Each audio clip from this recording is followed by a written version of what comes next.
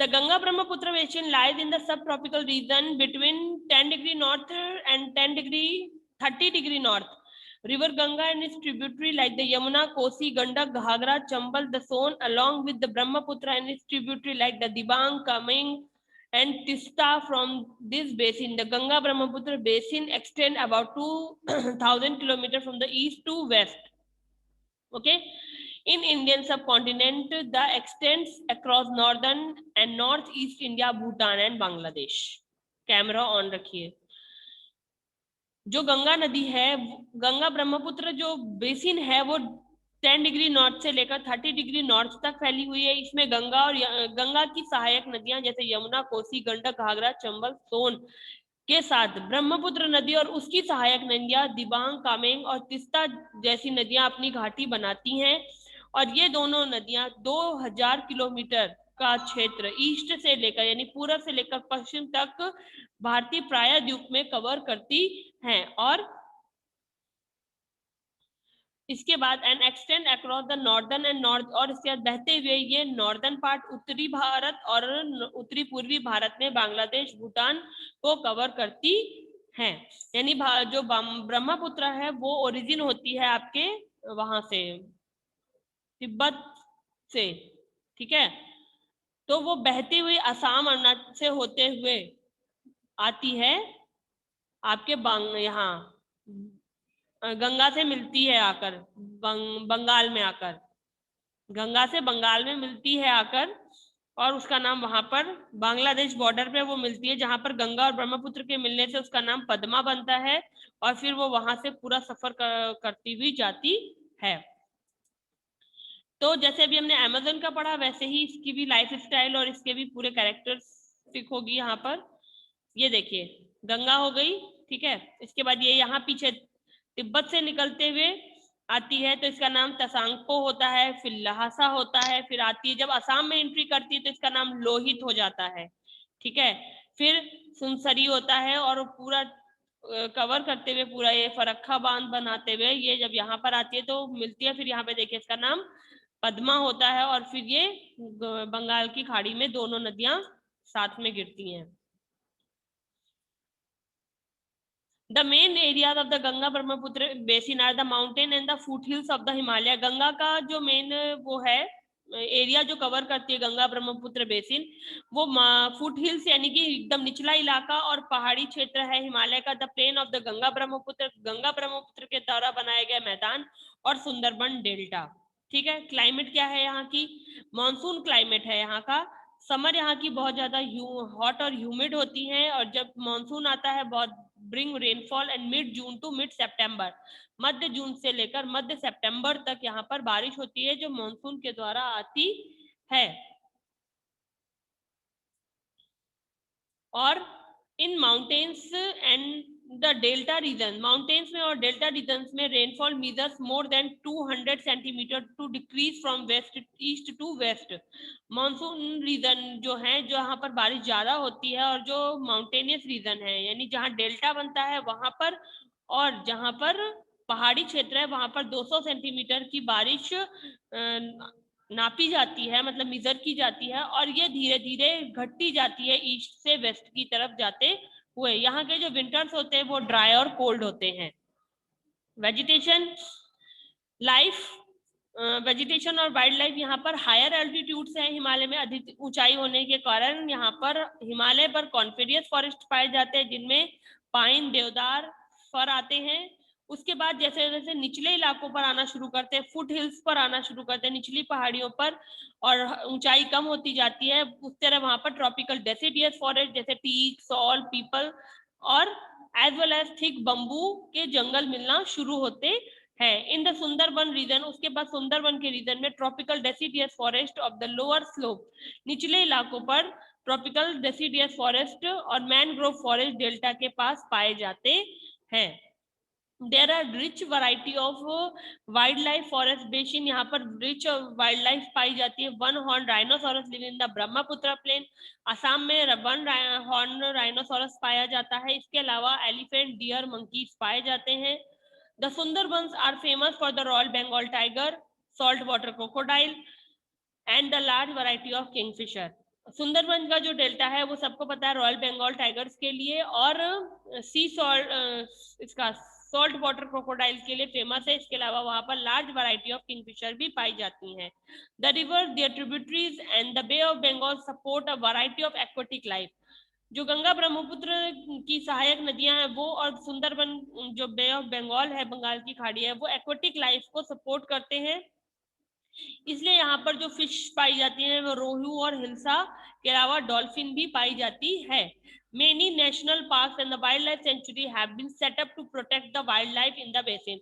और इस बेसिन में बहुत सारी वाइल्ड लाइफ सेंचुरीज भी डेवलप की गई है और नेशनल पार्क भी है, जैसे कांजीरंगा है और आपके सुंदरबन भी सेंचुरी में है और बहुत सारी और भी सेंचुरीज है जिनको आप ईस्ट में, नॉर्दर्न ईस्ट में बहुत सारी सेंचुरी इसीलिए डेवलप की गई है कि इन वाइल्ड लाइफ को सेफ रखा जाए। ये देखिए गंगा नेशनल एक्वेटिक एनिमल है इंडिया का गंगा डॉल्फिन, जो गंगा में पाई जाती है। इसके बाद है गंगा ब्रह्मपुत्र की बेसिन में लाइफ कैसी होती है। As a river Ganga flow through the narrow Himalayan valley. जैसे गंगा सक्री पहाड़ियों से बहती हुई आती है, it's surrounded by steep mountains. ये खड़े पहाड़ों के जो ढाल होते हैं एंड हार्श टेराइन और जो तीखे तराई क्षेत्र होते हैं, यानी कि जो घाटियां होती उनसे होते हुए आती है। Very few people live here. बहुत कम लोग ही यहाँ पर रहते हैं। And they do terrace farming on the mountain side. और वो पहाड़ी घाटियों पर टेरेस फार्मिंग करते हैं which stops the crops and soil from being washed away. जो मिट्टी को बहने से रोकने का काम करते हैं। टेरेस फार्मिंग का काम क्या है? मिट्टी को बहने से रोकना। ऑलमोस्ट 250 किलोमीटर डाउन स्ट्रीम, धारा से 250 किलोमीटर नीचे, the river leave the mountain. जब नदी पहाड़ों को छोड़ देती है and enter the plain in the town of Haridwar. और जब वो हरिद्वार के टाउन्स में इंटर करती है, हरिद्वार कस्बे में एंटर करती है, next the river when turn southern east. और नदी तब टर्न हो जाती है दक्षिण पूर्व की तरफ and flow across the plain towards the bay of Bengal. और फिर वो बे ऑफ बंगाल की तरफ बहना शुरू करती है। The flow of the Ganga is much slower here than the mountains than in the mountain. Mountains में गंगा का जो फ्लो होता है वो बहुत तेज होता है। जैसे जैसे वो प्लेन में आती है उसका फ्लो जो है वो स्लो पड़ जाता है। And plains are filled with oxbow lakes. और यहाँ पर ऑक्सबो लेक्स का निर्माण करती है। The Ganga deposit huge amount of fertile silt. और ये अपने द्वारा पहाड़ों से लाए हुए जो उपजाऊ सिल्ट होता है वो, यानी जो पहाड़ों को काटती है उसके साथ जो भी उसके साथ मिनरल्स और मटेरियल्स लेती है, सॉइल लेती है, उसको लाकर यहाँ पर जमा करती है। These plains are one of the most fertile region in the world. और दुनिया के सबसे फर्टाइल रीजन में नॉर्दर्न प्लेन आता है जो गंगा जिसको बनाती है। Most people in the region grow crops. इसमें प्रदेश में सबसे ज्यादा खेती लोग करते हैं। The main food crop is paddy, धान। Other crop include wheat, maize, millets and the gram है। द कैश क्रॉप यहाँ पर शुगर केन और जूट होता है। ठीक है। People also work industries in the region. Kanpur in Uttar Pradesh has many leather factories but this industry has polluted the river. But leather factory ने गंगा को पोल्यूटेड कर रखा है। Further down the river is intersection of the Ganga and Yamuna in Allahabad. उसके बाद जैसे ही आगे बढ़ती है यहाँ पर गंगा और यमुना का इंटरसेक्शन होता है, दोनों मिलती हैं इलाहाबाद में, जो पॉपुलर टूरिस्ट डेस्टिनेशन है। आपको यहाँ पर नीचे इन्होंने इलाहाबाद लिख कर दिया है, ठीक है, क्योंकि वो टूरिस्ट डेस्टिनेशन की पिक्चर डाली है। बट आपको फॉर काइंड इन्फॉर्मेशन बता दूं, ये इलाहाबाद नहीं है, ये हरिद्वार है। तो अगर आप चाहते हो जानकारी के लिए और पूछ सकते हो मेरे से कि ये कैसे पहचाना, क्योंकि गंगा की जहां पर जो गंगा बैंक है वहां पर हरिद्वार में ही क्लॉक टावर है। गंगा बैंक पर ये जो रेड कलर का टावर है ये हरिद्वार में है, इलाहाबाद में नहीं है। दैट इज वाई मैंने यहाँ पर कट करके हाँ मैंने लिख रख दिया है कि ये इलाहाबाद नहीं है, ये हरिद्वार है। कि आप कभी रियल में भी देखो तो आपको पता होना चाहिए कि हरिद्वार है ये और इलाहाबाद नहीं है। पता चला टावर देखो और कह दो नहीं ये तो इलाहाबाद है, हमारी बुक पे बना था, तो इसलिए इसको सही कर लेना। मैम अब रिमेम्बर हो रहा है, इसकी इस तरफ हर की पौड़ी है। हाँ ये जो मंदिर है ये हर की पौड़ी और वो क्लॉक टावर ये पूरा हर की पौड़ी में आता है और यहीं पर यस मैम, ये छोटे छोटे पार्ट्स में डिवाइड मैम है। ये गूगल लेंस पे भी हरिद्वार ही दिखा रहा है। हाँ मेनी गूगल पे भी वो पिक्चर डाला ना, सिल्ट तो मतलब क्या होता है? सिल्ट सिल्ट होती है जो गंगा पहाड़ों को जब काटती है ना तो उसके साथ जो बालू, मोरंग, मिट्टी, पत्थर लाती है ना, वो होते हैं। Okay ma'am, okay. Many Buddhist stupas are in this region. बहुत से Buddhist stupas which region है? One of the southern bank of the Ganga, Patna in Bihar is the major center of the trade and has a many sugar mills. On the reaching West Bengal, जब ये बिहार में पहुंचती है तो पटना है जहाँ जहाँ जो व्यापारिक केंद्र है और यहाँ पर बहुत सारी सुगर मिल्स हैं। इसके बाद जब गंगा वेस्ट बंगाल पहुंचती है, मेनी डिस्ट्रीब्यूटरी हुगली, गंगा की और भी सहायक नदियां इसमें मिल जाती हैं और हुगली से बहते हुए flows through the port of the city Kolkata, ये कोलकाता के किनारे पहुंचती है। And the Ganga continues to Bangladesh as a river Padma, और जब ये बांग्लादेश में एंटर करती है तो ये पद्मा बन जाती है। फिर river Brahmaputra, the river Brahmaputra originates from the Himalaya in the Tibet, Himalaya ही इंडिया में हिमालय है, और वो जब उधर से मतलब तिब्बत तो दूसरा देश है हमारा, तो जब वो वहां से निकलती है तो उसका नाम वहां पर तसांको होता है सबसे पहले।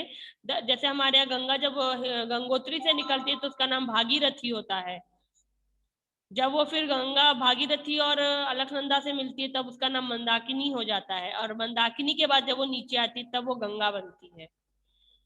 ये उसकी कहानी है। तो इसी तरह ब्रह्मपुत्र है, जब वो तिब्बत में हिमालय रीजन से निकलती है तो उसका नाम वहां पर तसांको होता है, और ईस्ट वर्ड को बहती हुई ये जब 100 किलोमीटर का सफर तय करते हुए इंडिया में एंटर करती है अरुणाचल प्रदेश में।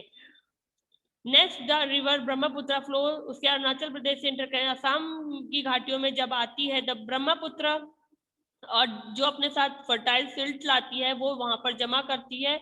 The place of the Brahmaputra flow through are largely agricultural based on 80% of the people living in the Brahmaputra basin are farmer, और वहां पर रहने वाले अधिक 80% लोग जो हैं वो किसान हैं। Assam is famous for tea gardens and the sericulture, sericulture के लिए, सेरिकल्चर कहते हैं किसको? सेरिकल्चर क्या है? मैम जो सिल्क वर्म वाली होती है, हाँ, सिल्क वर्म वाली खेती। हाँ, असम में चाय के बागान और रेशम की खेती की जाती है, रेशम के कीड़ों को पाला जाता है। And the river in then enter Bangladesh as a Jamuna, और जब बांग्लादेश में ब्रह्मपुत्र एंट्री करती है तब उसका नाम जमुना बनता है। उसके बाद वो मीट्स द पद्मा, और फिर वो पद्मा में मिल जाती है, जिसको हम लोग यमुना को भी बहुत लोग जमुना बुलाते हैं। गंगा बहुत लोग कहते हैं जमुना, अरे जमुना जी जा रहे हैं। मोस्टली लोग जमुना ही बोलते हैं। नहीं, जमुना ब्रह्मपुत्र को कहा जाता है जब वो बांग्लादेश में एंट्री लेती है। जैसे कि हरिद्वार से मैंने क्या बताया, गंगोत्री से जब गंगा निकलती है तो वो वहां पर भागीरथी होती है, ठीक है। जब वो नीचे आती है तो अलकनंदा से मिलती है केदारनाथ के पास आकर, ठीक है। और जब ये मिलती है तो आपको दिखता है ग्रीन और ब्राउन कलर का पानी है जो दोनों मिलते हैं, और फिर आगे बढ़ती है जब तब ये मंदाकिनी से मंदाकिनी बन के बहती है, और गंगा फिर आती है हरिद्वार में आती है। अलकनंदा है। यस मैम, मुझे लग रहा है इसी से नाम आया यमुना का भी। हाँ, वो यमुना, यमुना लोग नहीं समझ पाए और जमुना में भी यमुना को मिला दिया। जमुना ब्रह्मपुत्र। यस मैम, यही कहते हैं सब। अब कभी है तो आप बता सकते हो कि जमुना हमारी नहीं, जमुना ब्रह्मपुत्र का नाम है, ठीक है। तो और ये दोनों नदियां मिलकर एरिया सुटेबल फॉर द, और ये बांग्लादेश, इन बांग्लादेश, और बांग्लादेश जो जूट के लिए सबसे बेटर कह सकते हैं, वर्ल्ड में बेटर कल्टीवेशन एरिया है जूट का, और सुटेबल लैंड देते हैं जूट की कल्टीवेशन के लिए। ये दोनों नदियां मिलकर the two river finally drain into the bay of Bengal, और दोनों नदियां बे ऑफ बंगाल में गिर जाती हैं। Even though the two rivers are the lifeline of the plains, और दोनों नदियां प्लेन्स के लोगों के लिए लाइफ लाइन है। People continue to dispose of household and industrial waste into their waters making them extremely polluted, और ये दोनों नदियों को हम ही जैसे कुछ मानवों ने दूषित कर रखा है अपने घर का कचरा फेंककर, तो इसे हमें नहीं करना है। What kind of occupation do the people in Ganga Brahmaputra basin? सबसे पहले तो कौन सा काम लोग करते हैं यहाँ पर? सबसे ज्यादा पहले तो यहाँ पे फार्मर्स है, 80% यहाँ पर फार्मर्स है दोनों में, ओके। और फिर सेरिकल्चर होता है, और क्यों करते हैं? बिकॉज फर्टाइल लैंड है, What are the similarities between the people of Amazon basin and the Ganga Brahmaputra basin in the ways they get their food? दोनों में सिमिलरिटी बतानी है, अमेजन बेसिन और गंगा ब्रह्मपुत्र बेसिन में इनके जो खाना प्राप्त करने का तरीका है उस पर। तो उसके लोग कैसे फूड कलेक्ट करते थे, लाइफ स्टाइल में आपको ये पढ़ना पड़ेगा। उसके लोग भी क्रॉप्स उगाते थे, ब्रह्मपुत्र उसके अमेजन बेसिन के भी लोग फूड क्रॉप्स उगाते थे, ठीक है। और वही चीज यहाँ पर भी है, क्योंकि वो भी फर्टाइल लैंड देती है और ये भी फर्टाइल लैंड देते हैं।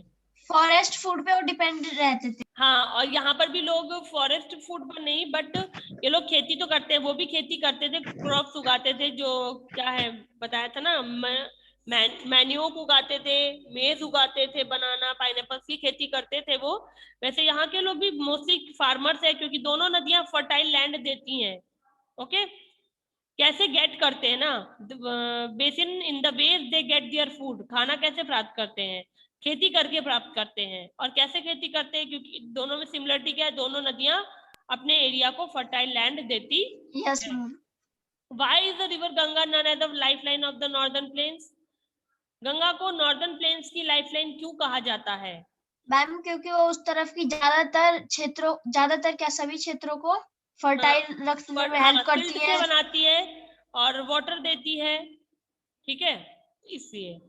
और which threats does Ganga Brahmaputra basin face today? Pollution. Ma'am mainly pollution. Okay, चलिए। अब आपसे इसमें कहा जा रहा है,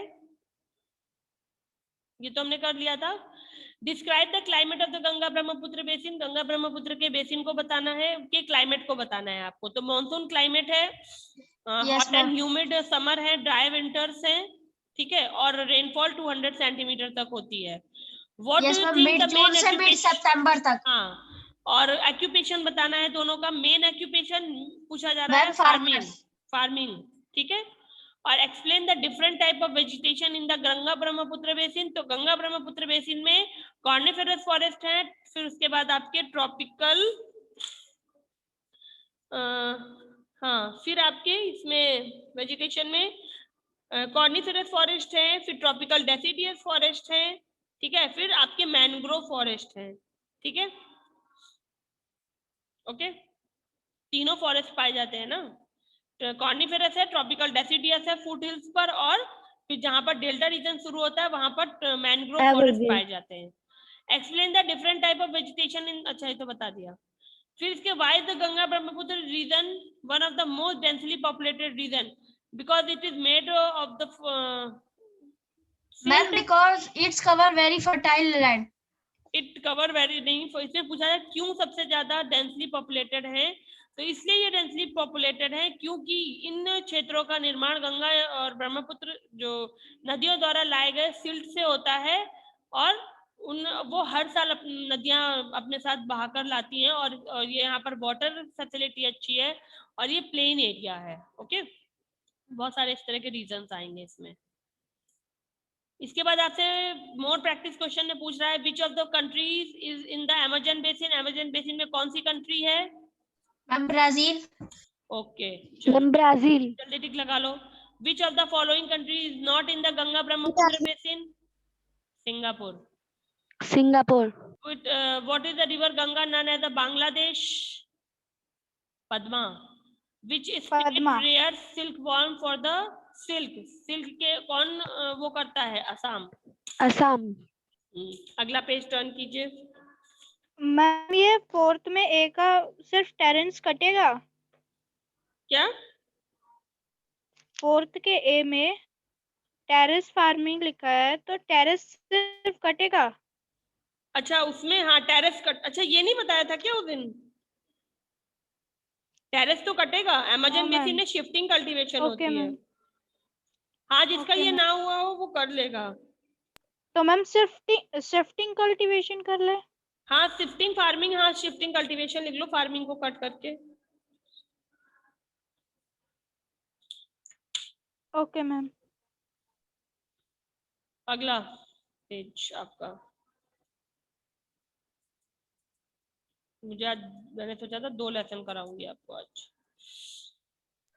कानपुर लेदर फैक्ट्री। कानपुर का लेदर फैक्ट्री होगा। Yes. बी। असम का टी गार्डन होगा। नहीं, टी गार्डन है। और बांग्लादेश का जूट कल्टीवेशन है। BCA है।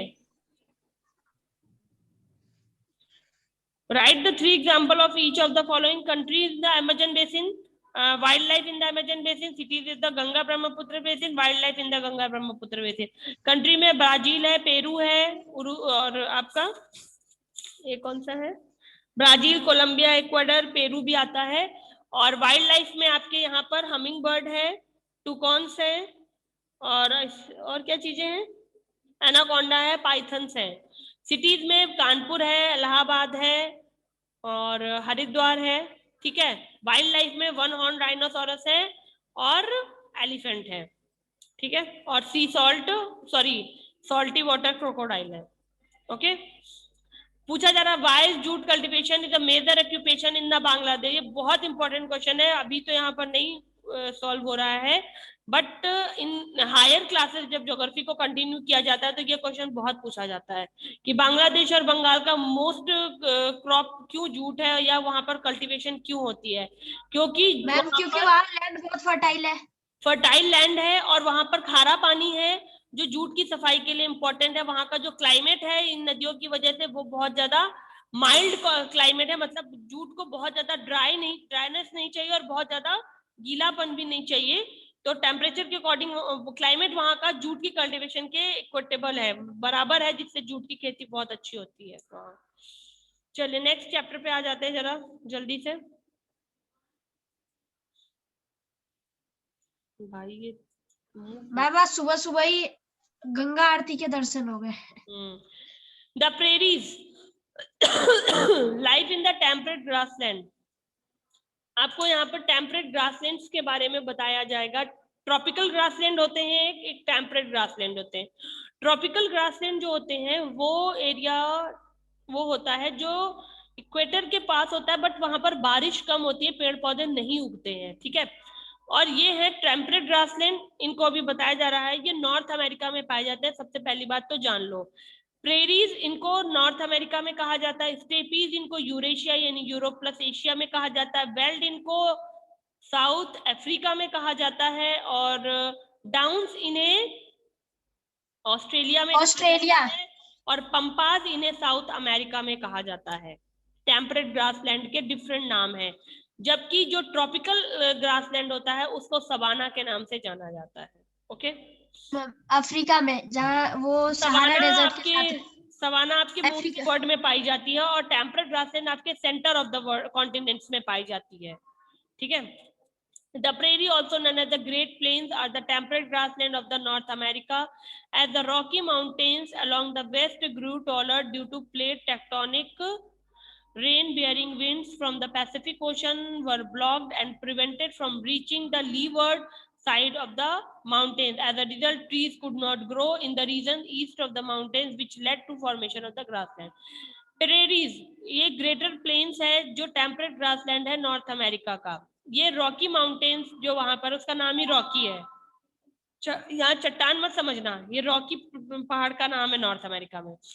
रॉकी माउंटेन्स है, उसके पश्चिमी भाग जो है grew taller due to plate of tectonic. वहां पर टेक्टोनिक प्लेट्स जो है वो रेन बियरिंग विंड्स जो होती हैं पैसिफिक ओशन से आने वाली, उनको ब्लॉक कर देती हैं। रॉकी माउंटेन है पैसिफिक ओशन से आने वाली पश्चिमी हवाओं को रोक देता है, जिस वजह से वहां पर बारिश नहीं पहुंच पाती है। और वहां पर वो कौन सी बारिश हो जाती है जो पहाड़ के इस तरफ हो जाती है, उसको कहते हैं कन्वेंशनल। नहीं, कन्वेंशनल नहीं थी, उस दिन हमने पढ़ा था, वो कौन सी बारिश थी बता रही हूँ, एक मिनट भाई, पेज टर्न करूँ। यहाँ पर हो जाती है हाँ, ओरोग्राफी या रिलीफ रेनफॉल हो जाता है, टाइप ऑफ रिलीफ रेनफॉल होता है, लीवर्ड साइड पर हो जाती है, यानी एक ही तरफ side away from the wind, जिस तरफ हवा होती है उसी तरफ बारिश हो जाती है। उसकी वजह से दूसरी तरफ रीजन के ईस्ट में यानी वेस्ट में, वेस्ट की तरफ जो है rocky mountain along the west, पश्चिमी तरफ पर बहुत लंबा है, ग्रू टॉलर यानी लंबाई में जो है बढ़ा हुआ है, और जो पैसिफिक ओशन से आने वाली हवाओं को रोकता है और बारिश वहीं पर हो जाती है। इस वजह से जो उसका पूर्वी भाग है वहां पर उस पहाड़ के पूर्वी भाग में घास के मैदान है, बारिश नहीं होती इसलिए वहां पर पेड़ पौधे नहीं उगते हैं। Bounded by the rocky mountains, rocky mountain के द्वारा बंधा हुआ पश्चिमी भाग in the west and the great lakes in the east, और पूर्व में ग्रेट लेक महान झील है, उसका नाम ही ग्रेट लेक है, पूर्व में है, जहां पर प्रेरीज हैं। The prairie cover a large part of the central United State, central United State को कवर करता है प्रेरी, एंड कनाडा को कवर करता है। In the USA the grassland are drained by the tributaries of the Mississippi, और जो grassland है वहां पर जो अब कुछ तो पानी लगेगा घास को उगने के लिए भी, तो वो मिसिसिपी रिवर है एक, उसकी सहायक नदियों के द्वारा उसे पानी मिलता है। And in the Canada by the Saskatchewan river है, वहां से उसे पानी मिलता है। This region is mostly flat with the some hilly region, और जो ये क्षेत्र है ये यहाँ पर पहाड़ियां, अधिकतर छोटी छोटी पहाड़ियां पाई जाती हैं। इसका जो लोकेशन है heart of the north America है, मध्य में है अमेरिका के।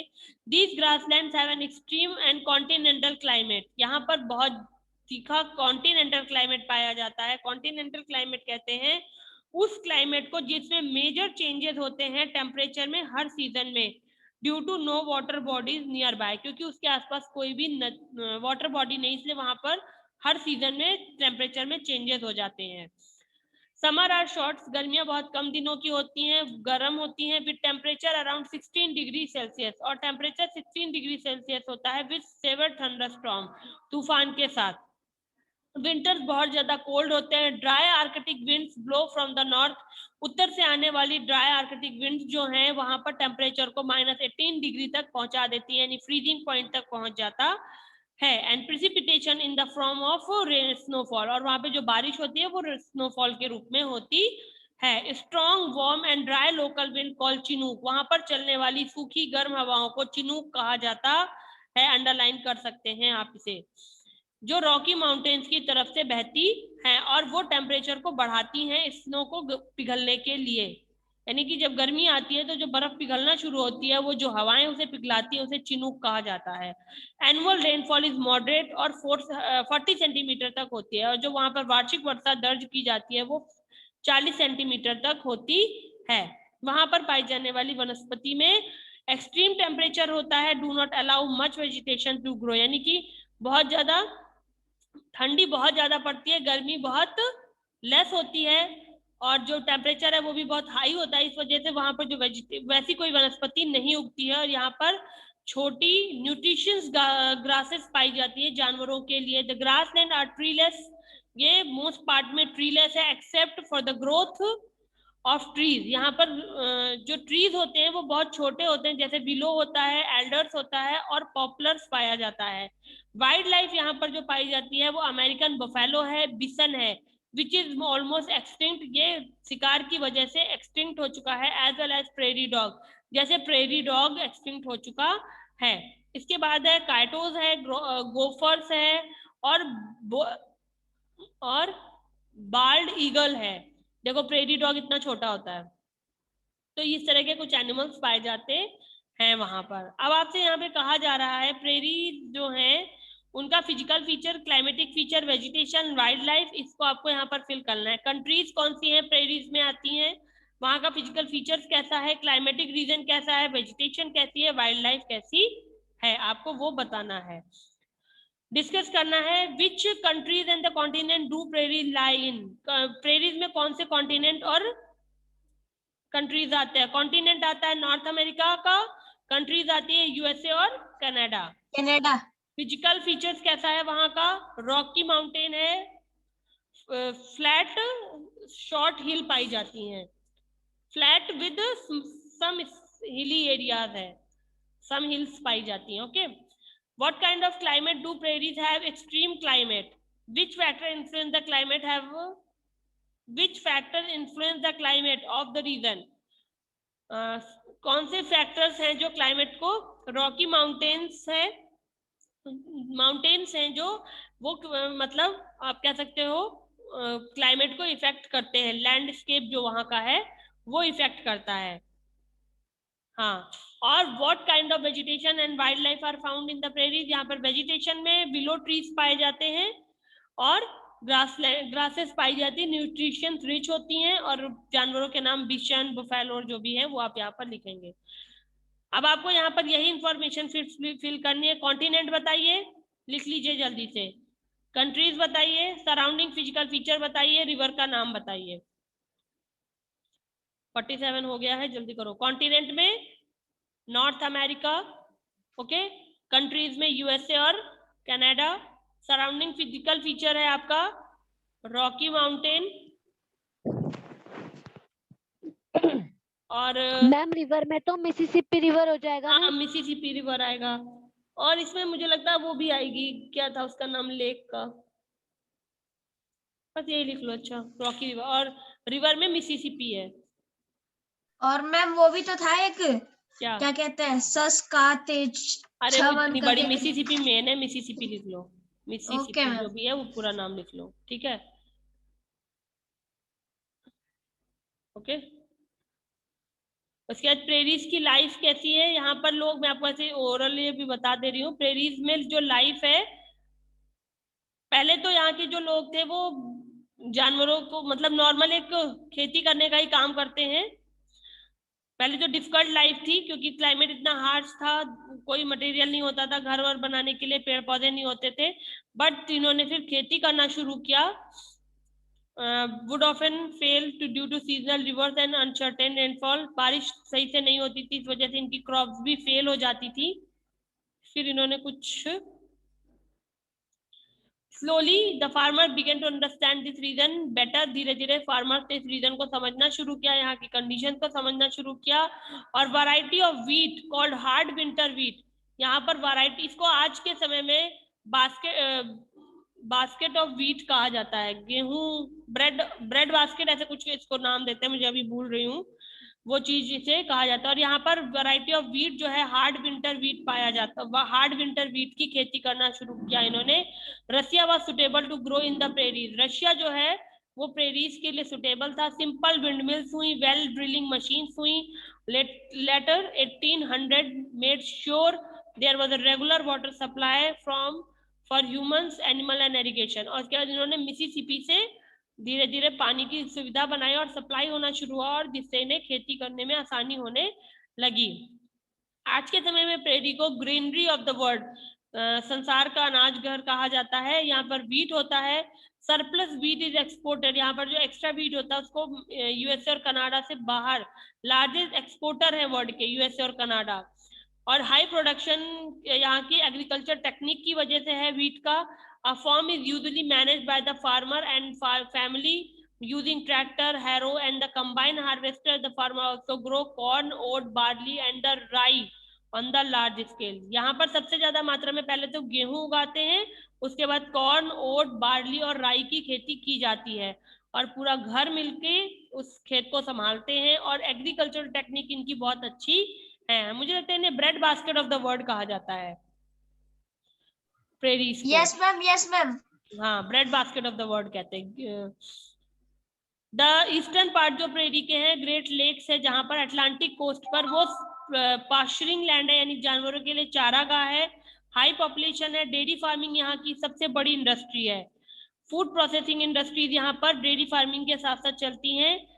और वेस्टर्न पार्ट है जो प्रेरी का, वो ड्राई है एग्रीकल्चर के लिए, यहाँ पर फार्म हैंड्स है। Here farm hand for rare cattle on large cattle farm called ranches. यहाँ पर जानवरों को बहुत बड़ी लेवल पर ना उनके लिए एक फार्मिंग की जाती है जिसको रैंचेस कहा जाता है। यानी डेयरी फार्मिंग है ना, जानवरों को पालना, उनको चराना, उनके लिए बड़े बड़े घास के मैदान, ये सारा कुछ किया जाता है। और फॉर उनको किस लिए पाला जाता है? मीट के लिए, लेदर के लिए, वूल के लिए, और उसको कैटल रैंचिंग कहा जाता है। रैंचिंग होती है large areas on the land, जानवरों को बहुत बड़ी जमीन पर रखना, मतलब उनकी संख्या भी ज्यादा होती है और उन्हें बड़े लैंड पर रखते हैं। ओके क्लास, मैम एक खुला मैदान,